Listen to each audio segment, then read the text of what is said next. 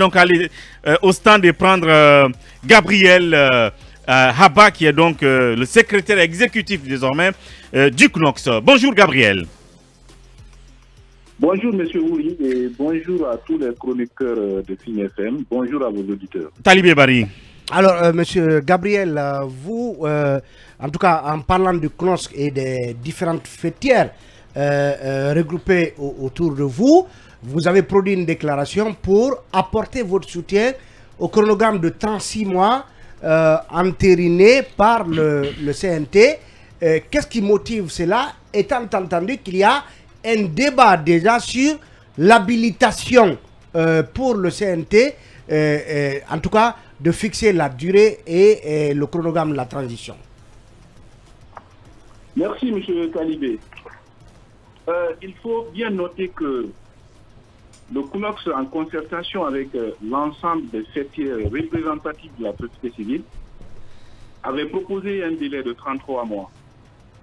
Alors, cette proposition, ainsi faite, et après que le CNT adopte la résolution de 36 mois, vient réconforter les fêtières de la société civile dans la mesure où le délai, d'abord, est très proche de notre proposition. Ça, c'est le premier point.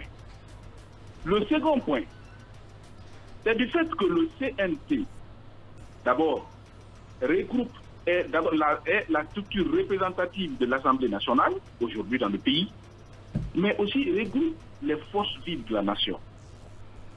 Troisièmement, la résolution du CNT engage désormais la responsabilité du CNT à, n'est-ce pas, veiller et à alerter sur les manquements désormais qui découleront de l'exécution de ce chronogramme.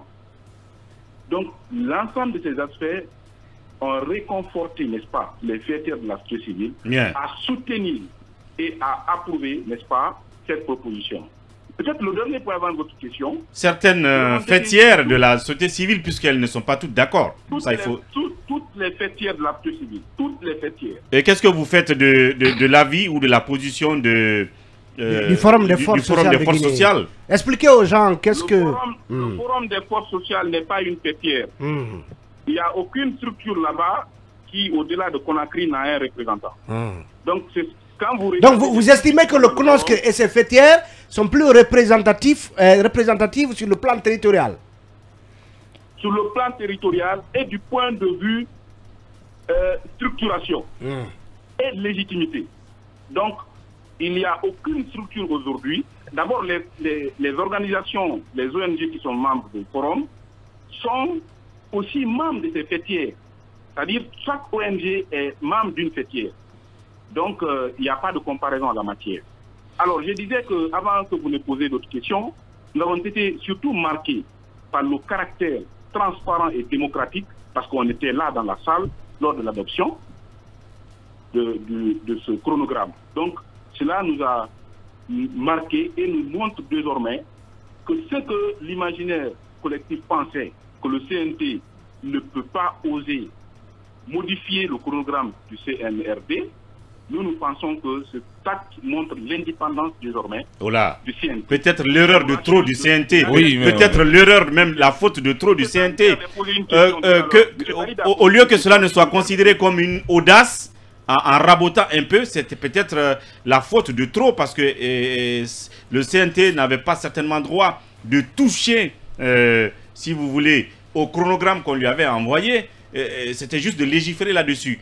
Déjà qu'il ne devait pas se prononcer, enfin, fixer le délai, mais il rabote en plus. Il rabote le chronogramme. Oui, est-ce qu'on peut demander à M. Gabriel s'il peut être d'accord que, au lieu de valider le chronogramme soumis, en tout cas la durée soumise par le président de la transition, le CNT a plutôt proposé une autre durée de la transition. Donc maintenant, c'est proposition contre proposition. Alors, pour répondre à M. Pour terminer. Akumba, je vais d'abord répondre à M. Ouri. Je vous dis bien que le CNT est habilité. Pourquoi? D'abord, dans la charte de la transition, aucune disposition n'interdit au CNT, n'interdit le gouvernement de soumettre le chronogramme au CNT. Et en droit, lorsque... tout ce qui n'est pas interdit est permis. Est permis. Un. Deuxièmement, lorsque une situation n'est pas interdite, on se réfère aux bonnes pratiques. Les bonnes pratiques voudraient que les situations qui engagent la vie de la nation et qui engagent la responsabilité du gouvernement, qu'elles soient examinées par l'organe législatif. Et c'est ce qui donnera la force contraignante dans l'exécution. Et c'est ce qui pourra permettre, n'est-ce pas, à l'organe législatif de contrôler cette action et faire le suivi et l'évaluation de la mise en œuvre. Bien. Donc, je pense qu'il n'y a pas de violation en la matière. Bien, voilà. Il n'y a pas de violation en la matière et ils adhèrent entièrement à la démarche du CNT et ils saluent d'ailleurs la transparence qui a enveloppé tout le processus. C'était donc Gabriel Haba, secrétaire exécutif du CNOSS.